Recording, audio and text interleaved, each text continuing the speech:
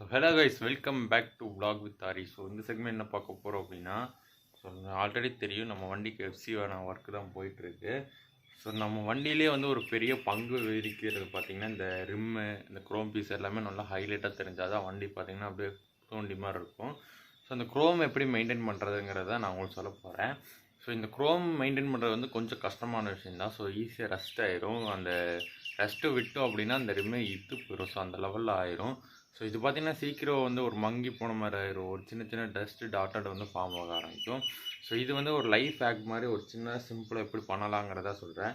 So Royal Enfield வச்சுருக்கவங்களுக்கு ரொம்ப use ஆகும். So RX100 அந்த மாதிரி க்ரோம் பீஸ் அதிகமாக யூஸ் பண்ணுறவங்களுக்கு கண்டிப்பாக இது யூஸ் ஆகும்.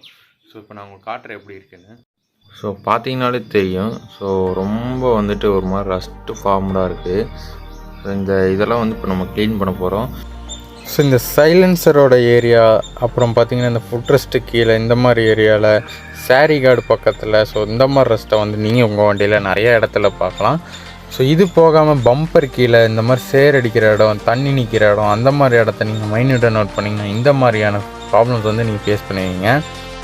ஸோ இந்த ப்ராப்ளமை சால்வ் பண்ணுறதுக்கு தான் நம்ம இந்த வெசல் வாஷ் பண்ணுற இந்த ஸ்க்ரப்பாரை வந்து நம்ம யூஸ் பண்ண போகிறோம். ஸோ இதை யூஸ் பண்ணி எப்படி நான் க்ளீன் பண்ணுறேங்கிறது நான் உங்களுக்கு வந்து பின்னாடி வீடியோஸ் எல்லாம் ஆட் பண்ணுறேன். ஸோ நம்ம நிக்கிள் க்ரோம் பண்ணும்போது ஸோ நம்மளுக்கு காஸ்ட் வைஸ் ஜாஸ்தியாகும். ஸோ இது பார்த்திங்கன்னா ப்ராக்கெட் ஃப்ரெண்ட்லியாகவும் இருக்கும். ஸோ இதை வந்து நம்ம ரெகுலராக யூஸ் பண்ணிக்கலாம்.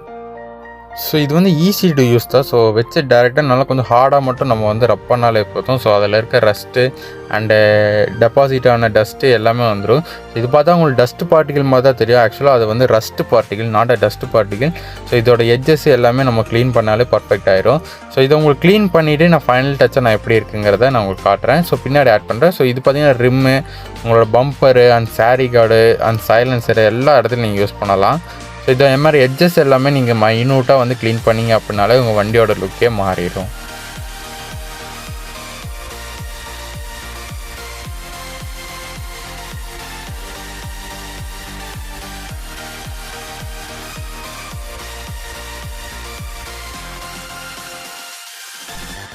ஸோ இது பார்த்திங்கன்னா நம்ம பம்பர் முதல்ல இருந்த ரஸ்ட்டு கீழேயில் பார்த்திங்கன்னா இப்படி தான் இருந்துச்சு. ஸோ நம்ம அந்த ரப் பண்ணதுக்கப்புறம் அதோட இடம் எப்படி ஆயிடுச்சுங்கிறத நான் உங்களுக்கு காட்டுறேன்.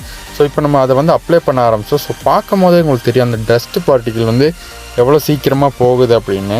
இன்னும் நீங்கள் அக்யூரேட்டாக பண்ணணும்னா பம்பரில் ரிமூவ் பண்ணி எட்ஜ் டு எட்ஜ் நல்லா பக்காவாக க்ளீன் பண்ணிங்கன்னா அந்த ரஸ்ட்டு ஃபார்மேஷனே சுத்தமாக இருக்காது. ஸோ இப்போ நம்மளுக்கு அவசரங்கிறதுனால நான் அப்படியே க்ளீன் பண்ணிட்டேன்.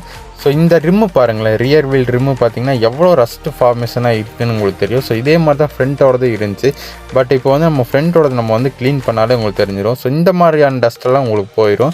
ஸோ இப்போ ஃப்ரண்ட்டோட வீல் மட்டும் உங்களுக்கு காட்டுறேன். ஸோ இந்த வீல் பார்த்திங்களா எவ்வளோ கிளாஸியாக இருக்குன்னு. ஸோ இந்த க்ரோம் பண்ணுறதுக்கு நம்மளுக்கு வந்து எப்படியுமே வந்து 1000 rupees சார்ஜஸ் பண்ணுவாங்க. ஸோ இது வந்து ஈஸியாக இருக்கும். ஸோ அவ்வளோதான் கைஸ். வீடியோஸ் பிடிச்சிருந்தா like, share, comment, subscribe. Thanks for வாட்சிங் கைஸ்.